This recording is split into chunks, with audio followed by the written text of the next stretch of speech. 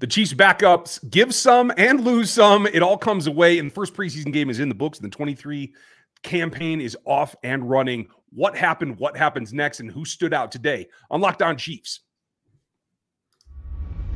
From the land of the free and the home of the Chiefs, this is the Locked On Chiefs podcast.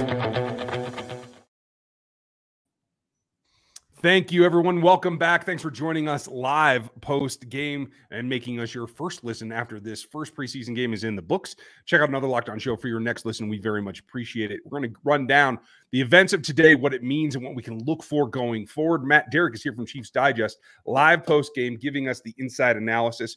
We're going to have a lot of fun, but make sure you like, sub, and hit the bell on YouTube. Join on Spotify as well as Apple. Get subbed on any audio platform you like, because we're on all of them for free every day, all the time. Whether you like it or not, you're going to get more of us. And if you want even more, you can get on the text line at 816-357-8781, and you'll get updates as we go along. A lot to cover here. I'm Ryan Tracy, the founder of Rogue Analytics and Performance Consulting, NFL33.com, and RGR Football.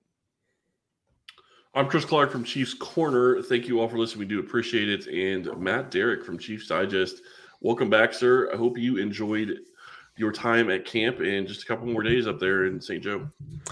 Yeah, 3 more days, and I imagine it's going to be an interesting day for at least the defensive side of the football, because I don't know if Steve Spagnuolo is going to be pretty happy with what his first team did, giving up a couple of touchdowns. But it's the preseason, so you can't overreact to it, but there were definitely some things to take away from today's game. I thought it was on both sides of the ball too, though, Matt. And I agree. I think Spags is going to have some talking to come to several position groups. I have plenty of red notes on my game notes from today. But overall, this all comes back to pass rush on the defensive side, doesn't it? It's the fact that they just couldn't pressure the quarterback hardly at all with the first unit. Is that how you see it as well? Yeah, I mean, there was a couple of things to watch for in this game on the defensive side, and one of them that Steve Spagnuolo wanted to focus on was tackling. And don't think that was particularly spectacular with the first team either. But the other part of it was going to be pass rush, and if they could generate anything. And did the first team generate any pass rush? Not to me. I mean, Carr had to move a little bit, but there wasn't a ton of pressure, and the Saints were able to move up and down the field pretty easily. So, yeah, I mean, I think on both those counts, you have to give pretty low grades to the first team defense. Yeah, and I think that's really the way you have to look at it. And then you look at what the first string offense did. Mahomes goes and throws 2 passes. I think he got, 15 yards maybe? Both passes to Clyde Edwards-Helaire and a couple of runs for Clyde. And then he comes out of the game, and then you still have, the rest of the first team offense in. Albeit I don't think Kelsey played with Gabbard at all, did he, that I saw? Not that I recall. I have to look at the snap counts, but I don't remember seeing him out there. No. Yeah. So, I mean, you're looking at an offense that basically, once Mahomes went out, wasn't able to get anything done. And the 4th down call, I'll be honest with you, I mean, it was obvious what was coming, and the Saints knew what was coming. Saunders was on the field. He knew what was coming, and it didn't surprise anybody. Yeah, it's, I mean, 4th down's going to be a problem for this team. But then again, I mean, once again, I do put an asterisk next to it. Chiefs aren't going to put their best 4th down plays out there in the preseason. So they're going to run stuff from the past. And we have seen that play before, and the Saints have seen it before too. And that's, I mean, that is the one thing that I will put on the offense, is that this was pure vanilla. And I get it. People don't want to hear it's the off season or preseason. It sounds like an excuse. But for this offense, that's playing par for the course. And the Saints weren't surprised by anything that the Chiefs ran today, because it's all stuff that they've put on film, and it's pretty basic things. It's none of the stuff that we're seeing up in training camp. It's none of the things that they're going to run this year.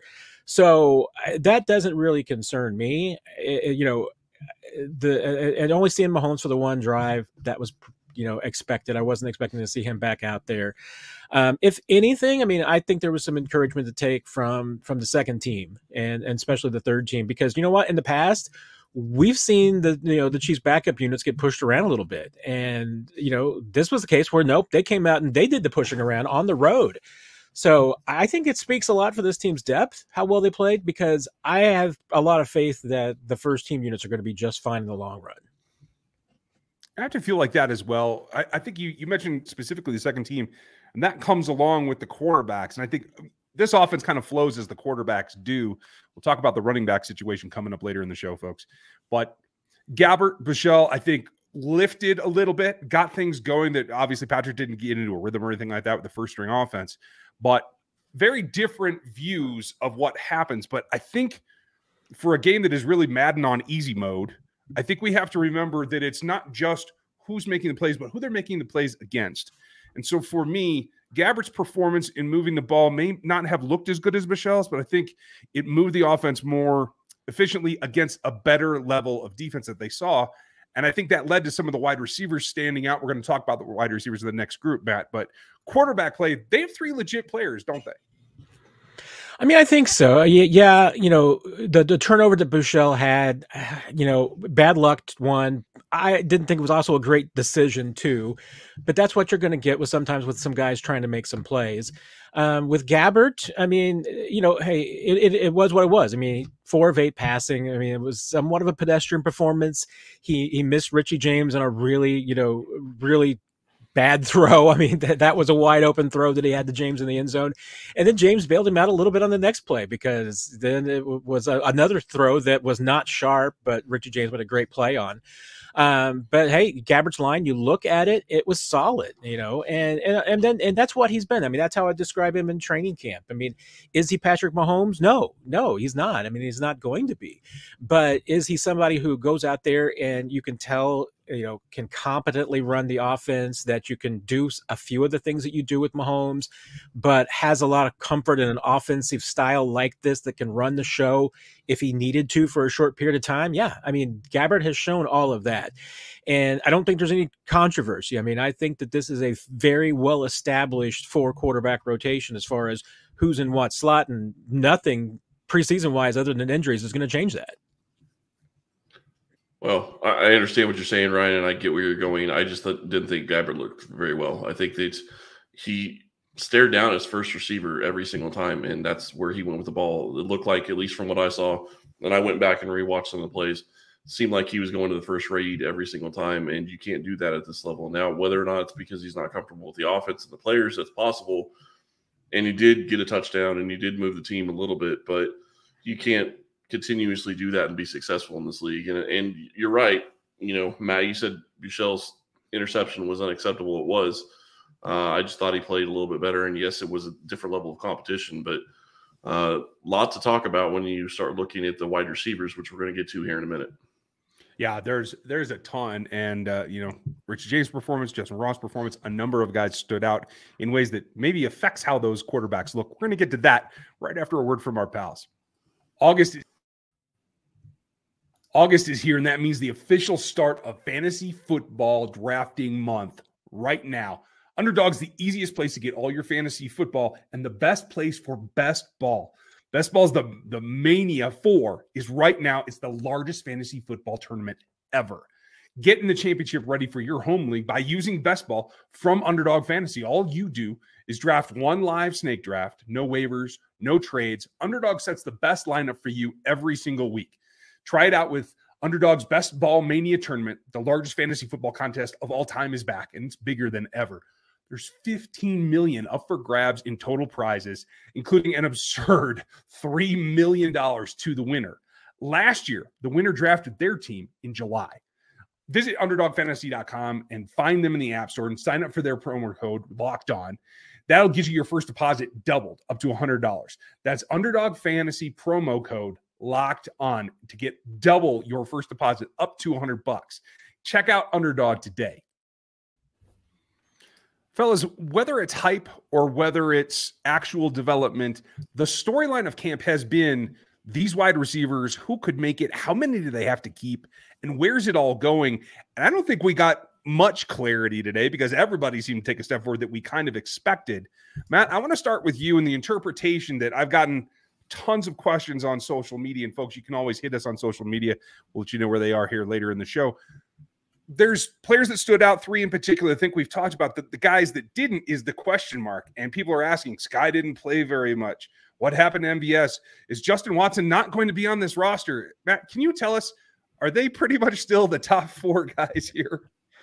I mean, right now, based on what we have seen in training camp, based on the snap counts, and based on all the tracking that I've done, and especially in talking to people as well, I mean, with Kadarius Toney out, your 3 starting wide receivers are Marquez Valdes-Scantling, Sky Moore, and Justin Watson.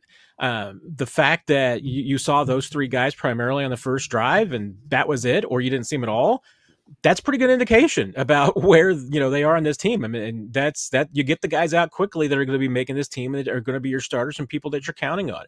And then in the preseason, you start getting the other guys reps and people who just need some work. There's no doubt. I mean, this is a deep room. But you see it, and what you saw in this game today is to me a very good reflection of where the depth chart really is.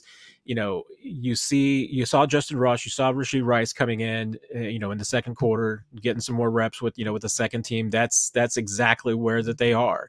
Richie James, I would put, I mean, as far as snap count goes and how involved they're going to be in the offense early in the season, I would think he would be ahead of both of those guys. I admit, I think James's usage has been an enigma to me at this point because he looks so good.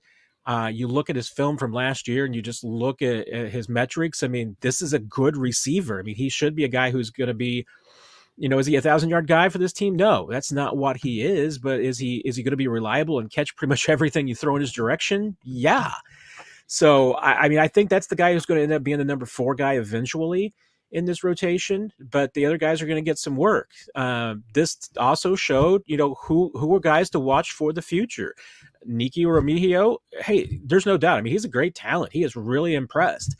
Is he on the level of the other guys yet?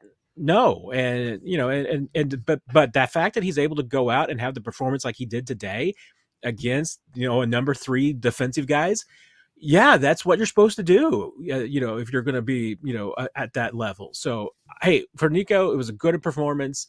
There was a few other guys. Cornell Powell, another overlooked guy who has had some really good moments in camp too, had a nice game.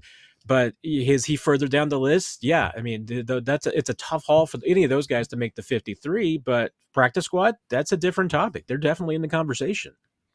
Well, you bring up Cornell Powell, and I thought it was really interesting. Michelle kept going to him over and over and over again, and he was producing. So, I mean, that's something we haven't seen from him in the past. And he's been in Kansas City for several years at this point.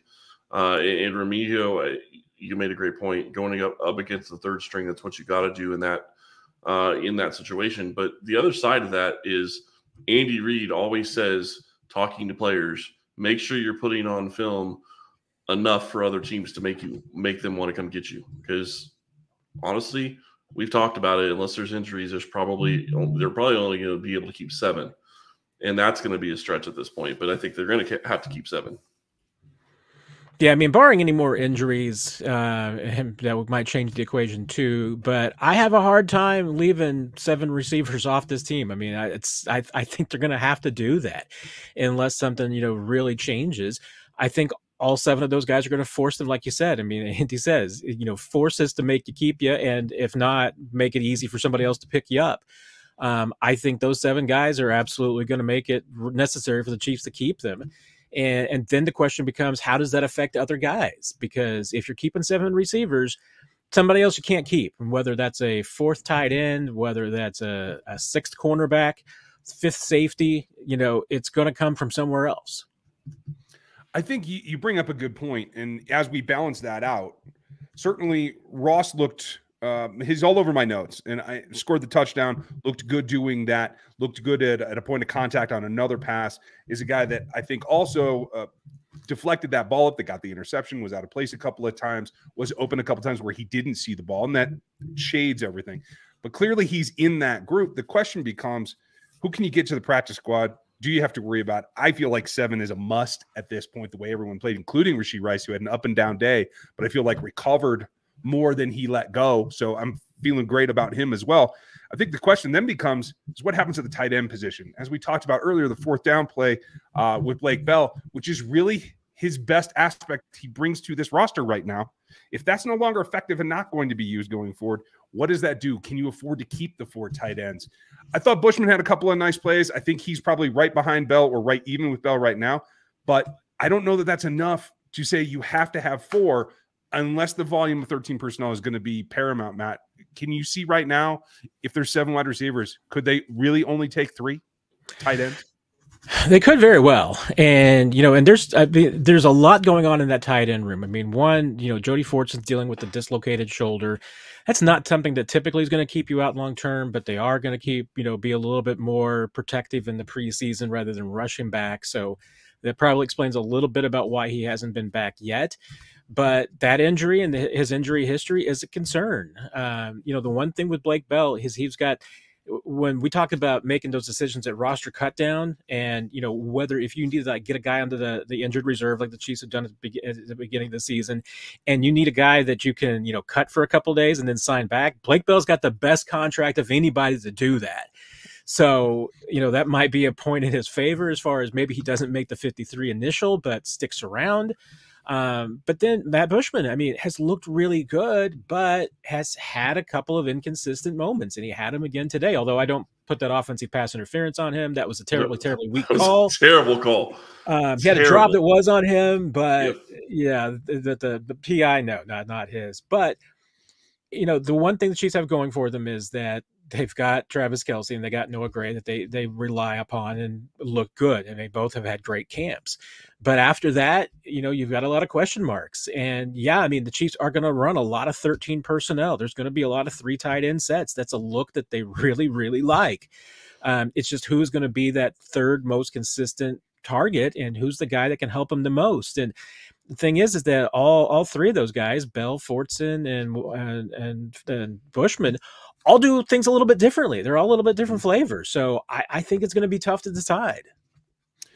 I think there's a lot of things that are going to be tough to decide after a couple of guys stood out and are making noise, maybe in some positive ways. We have some late breaking news in the post game. We're going to get to that right after we tell you about our friends over at FanDuel who are going to help you out. And FanDuel there's a lot to talk about when you talk about FanDuel. Boy, this is a lot of fun when we get into the live reads. I apologize, everybody. FanDuel is our partner, and we really do appreciate them. Go check out all the different odds that they have, especially on the Chiefs versus the Detroit Lions. That game is going to be huge coming up. Obviously, that's a couple weeks away, but it is the first game of the season, and there's going to be a lot to bet on. Football season is about to kick off. FanDuel is giving you the chance to win all season long. Because right now, when you bet on a Super Bowl winner, you can get bonus bets every time they win in the regular season. Just pick any team to win the Super Bowl, and you'll get bonus bets for every victory. You can use bonus bets on spreads, player props, overs and unders, and more. So visit FanDuel.com/lockedon and start earning bonus bets with America's #1 sporting book. That's FanDuel.com/lockedon. Well, I have to say, there are a couple of guys that stood out in very positive waves, a couple of things that give me concern, but I think when we take a look at it, we talked about the wide receivers, and I do want to point out before we forget that the leading receiver for both these teams was a rookie today. The difference is that for the Chiefs, it was a third-string rookie, and for the Saints, it was a first-string. For those of you who remember A.T. Perry that we were big on in the preseason, the draft cycle, showed up today, and I do think that that's legit. There's a couple of guys for the Chiefs that showed up that I think we're hoping to come along. And obviously, the highest draft pick in this team right now, Matt, Felix Anudike-Uzomah. I thought he showed a couple of things today that I was very happy with. Didn't obviously get the lineup to begin with, but I think his early pass rushes, while he was still, I think, fresh, showed me that he's come along in terms of his ability to counter, his ability to play the run a little bit better than I saw in college. How did you feel like FAU did today? Yeah, and and looking at some of the snap counts from Next Gen Stats, he led the defensive lineman with 33 snaps. Got a little bit of a workload. I mean they're giving him a lot of looks right now because he is probably going to be one of those guys that doesn't get as much work at the beginning of the season, but they want to make sure they get as many reps and snaps in right now.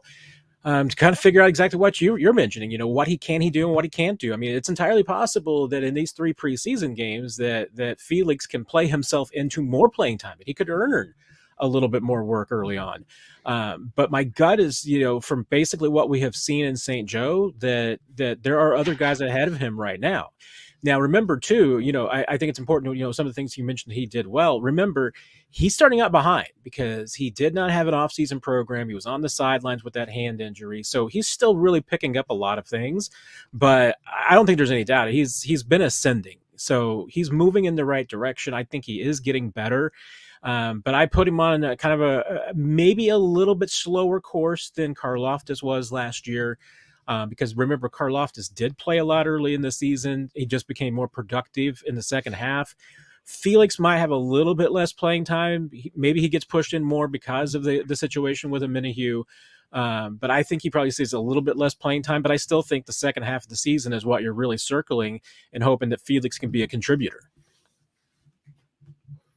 Hard to argue with that. I thought FAU showed out at different times. He showed a good pass rush at times, and I think that that's what he needs to continue to do. Granted, it wasn't against the ones, and you want to see him kind of becoming a guy that can take over at that role. But I thought he played well at times, and I think that he, like you said, Matt, he is coming back from behind. So I think that's something to keep in mind when you're watching him play. It's going to be interesting to see what he's able to do next week, and it's going to be really interesting to see how many snaps he gets compared to a guy like a Minihue who's not going to be playing for basically, the first 6 weeks of the season. So something to watch there. I thought, when we start looking at the rookies, Rashid Rice, I thought had a good game. I know we already talked about the wide receivers, but Rice is in there making plays on special teams as well. And one thing you mentioned, Ryan, about Justin Ross having such a good game, he was open and maybe even more open than Richie James on that touchdown catch. But Ross also had a start on the kickoff team. He was out there for kickoff, the first kickoff of the game. That's huge for what they think about him and what they are looking at on this roster. Yeah, and that was notable because, what we've seen as far as the starting lineups in St. Joe on the special teams is that they're veteran dominated. It's not like last season where there's so many rookies. Dave Tobe's got the advantage that he's got a lot of special teamers returning from this year. So even though they're still young on that side of the football, it's still a lot of, second year, third year guys that are on special teams. But the fact that they wanted to get Ross out there and see what he does obviously tells you a lot about what they think about his 53 chances, that they want to see what he can do on the opening kickoff, and he gets involved in the tackle. I mean, that's a big deal for him, because that was a big question mark that I had for Justin Ross was, for going into this preseason game was, one, can he be physical enough to play special teams? I think he checked that box. And two was just how ready was he for contact in his first game in 21 months. And I think he checked off that box too. That was the big thing for me. He survived all the contact. That's all I care about at this point. So he's in, and that's a huge step forward. And he laid contact on that touchdown. He was going after a hit, which I think shows even more how much he feels comfortable with taking that contact, which I think is a good thing for him. I agree. Folks, make sure you like, sub, and hit the bell right now and get in the chat. If you are with us live, I do see some comments in here for some of the topics I'm going towards. We're going to get to those in a second. But we're going to continue to cover this game in depth tomorrow, so make sure you're subscribed as we go 5 days a week, if you didn't know that already. Two comments that I have that are in the chat as well. First, I'm just going to address McDuffie real quick because I've seen a lot of comments about arm length being the issue. I'm going to tell you I disagree. I think that he lost that route based on the lower body of Thomas than it was the length of his arms. There was a good separation there right at the top of the route as the ball was arriving, and I think that played a bigger role than the arm length itself.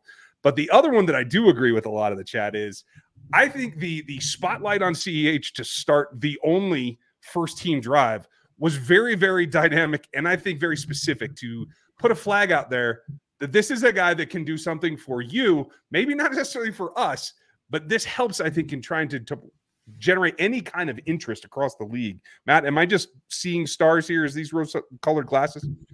I think it might be one of those things where it could be everything's true from a certain point of view. I mean, I'll be honest. I mean, looking at how much Clyde has been used in the offseason program and during training camp with Pacheco out, I mean, I think the Chiefs are planning on having Clyde around. I mean, his usage does not look like a guy that's fallen by the wayside. We've seen it before with veterans in this Chiefs training camp that you could see that they were not in the team's plans because, their usage just dropped. Ronald Jones, we saw that with, CJ Spiller was another one. You could see the writing on the wall before it came.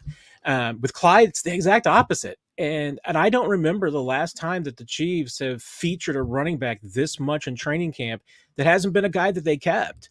So it's entirely possible that they're showcasing him. I think it might be a more likely scenario that they built this game plan for Clyde to give him, some shine back home in Louisiana and New Orleans, because Superdome's a big place for him. So I think that might have had more to do with it. Is there an upside to showcasing him? Yeah, I mean, absolutely. But I still think, if you go back and look at the Chiefs in the last few seasons and the way they've had to chew through running backs, and you've also got your starter with Clyde, or with Pacheco rather, coming back from a couple of injuries, you need as much depth there as you can. And so I'm not completely sold that the Chiefs are doing any of this for showcase purposes. I think it's legitimately that they feel like they're going to need Clyde at some point this season. Well, and the one thing I will say, I agree with you, Matt. I think that he is going to be on the roster. It would make it easier to keep 7. It would be easier to keep 3 quarterbacks, which I think is still a question whether or not they're going to do. But the other thing that stood out to me is Prince looked good at times, but to me, he wasn't quite ready for the spotlight that he got at times as well. And I understand he's an undrafted rookie. He's going to need more time, so that's something that they're going to have to take into account when they start looking at this roster. And Pacheco hasn't even had a full contact play since the Super Bowl. So, there's a lot of questions there. Yeah, and the questions about Prince, I think, is another reason why you do want to keep Clyde around. My questions about Prince coming into this game were just how much contact balance could he display, and how much yards after contact could he really show. And I guess, and third was just simply making sure he didn't make any mistakes on special teams. He didn't. So good there. He put himself into a fine position as far as winning that kick return job. But is he Niall Davis? That's been the comparison from the Chiefs all along, and they find it as a good comparison because Niall was such a great kick returner. But Niall also averaged 3.2 yards a carry. He wasn't a strong running back. And what? I think Prince averaged 3.5 yards a carry today. That's very Niall Davis-y. So, if you're going to say he's Niall Davis, that's a good comp in some ways. It's not a great comp in some others. There are plenty of comps that are going to get thrown after one ball game. And I love you Saints fans that are in the chat. Do us a favor, go check out the Locked On Saints show, where Ross will listen to your comments with a little bit more satisfaction than I will. It's just a preseason game, folks. It's okay. This isn't the Super Bowl yet. But I do want to let you know that the other big news that we got post-game was something that was all over my notes because I was disappointed. This was a pretty good day out for my guys. But one guy of mine that I'm really keen on that didn't get a whole lot of time until late was Nick Jones. Turns out he fractured a couple of fingers today, put him down. I don't know if that means that was the delay in his getting on the field where they had to prepare his hand somehow, but I didn't see a brace that I remember. Matt, correct me if I'm wrong. But in his stead, we got to see Khalif Falassi, another guy that I've been high on that I think really showed not just in his interception play, but his play on the field overall. How did you feel about both those D-backs? Yeah. Nick Jones, if that's an injury that's going to hamper him making the roster, that's a tough break because I think he's looked really good, and the Chiefs have truly enjoyed the prospects of him being an inside-outside guy, somebody who can back up Trent McDuffie in the slot. And once you lost Najee Johnson, you don't want to lose anybody else in that secondary, especially when you got L'Jarius dealing with the knee injury. Now, if you're looking to be playing without Najee, without LJ, without Nick Jones for a while, some other guys are going to have to step up. And there's 2 guys in particular that now, in this case, might find themselves in the running for the roster spot is Echo Boydo and Khalif Falassi. And I think both of them have been fairly impressive. The one thing that Halassi's got is that he does have a better size situation than Echo Boydo does. But I've been impressed with both those guys. And there's no doubt. I think that from a camp's perspective and looking at who's been getting the reps, Boydo's got a little bit of an edge, but I don't think Halassi is that far behind either. They have both been consistently running with the 2s. Yeah, Boydo's gotten a few opportunities with the 1s when injuries have popped up. But I think both those guys are in it. And that's important because one thing that I don't know if was really getting enough play in, with the play that they were getting from Najee Johnson is that there's been some concerns with Justin Watson or Jalen Watson rather, and with Joshua Williams, maybe not taking as big of a second-year step as was expected, and that maybe those guys have both been getting back to some of their rookie bad habits at times. There's going to be some pressure on them now. I mean, there's definitely going to be, some pointed references to try, to get them to have a bigger role and to step up. We'll see what happens, this next week at camp. There's going to be some challenges thrown down, especially that first team defense, but I think to that secondary too, because they got kind of picked apart a little bit in this game. We talked about this a little bit earlier in the roster. I'm wondering if a guy like Deion Bush, who is going to be a special teamer, if he's going to be on the roster, is a guy that you could cut and maybe keep Nick Jones one day and put him on IR after the cut downs. If they think he's going to be somebody that can contribute to this team. That'll be something to see. I do want to just point this out and get this answered really quick. When are they going to put the big boy pants on and run the QB keeper on short yardage? They're not going to. Just so you all know. That's not happening. 2036. Yeah. I mean, it's entire. I would almost say that there's a possibility that maybe they would do it by putting the backup quarterback out there, but Blaine Gabbert is a big guy. Blaine could run it, but Blaine's also not going to be the kind of guy that you're doing like a Jalen Hurts where you're trying to shove him across the line because Blaine's too big to push. but if you're going to run the quarterback sneak, at this point, I think you should probably be running it with Blaine Gabbert because at least there's a threat that he's going to throw the football. I mean, you keep running the belldozer. I think the book is out on that one. I mean, unless you add a wrinkle to it of some sort. But again, Chiefs aren't putting anywhere close to their top 30 fourth down plays into a preseason game. So I trust that they've got something different, but at the same time, be ready to verify that they've got something different because fourth down and short yardage has been a problem for this team in the past.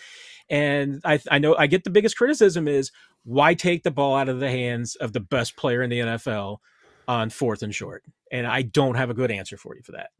I don't have a good answer, but there's no way they're going to have Mahomes run a QB sneak is, I guess, really where I'm going with all of that. No, and if you're going to put the ball in the hands of the best player in the NFL, let him do what he's best at. Yep. Well, if you're going to run him, delay run him and put Danny Shelton in at fullback and let him just plow the field ahead of him. I mean, we're going to talk about Danny Shelton on Wednesday, folks, when Matt's back, because we got to talk more about the interior and lines on both sides of the ball. We'll get into that for Wednesday. Tomorrow, we're going to continue to break down the stats and all the analytics from this game. I hope that you guys have a good one. Matt, thanks for being with us post-game. We really appreciate it. It's always a pleasure, everybody. Take care. Have a great one, folks. Remember, like, sub, hit that bell here on YouTube, and get subbed over on the audio platforms. Have a great Sunday night, and we will talk to you again Monday night.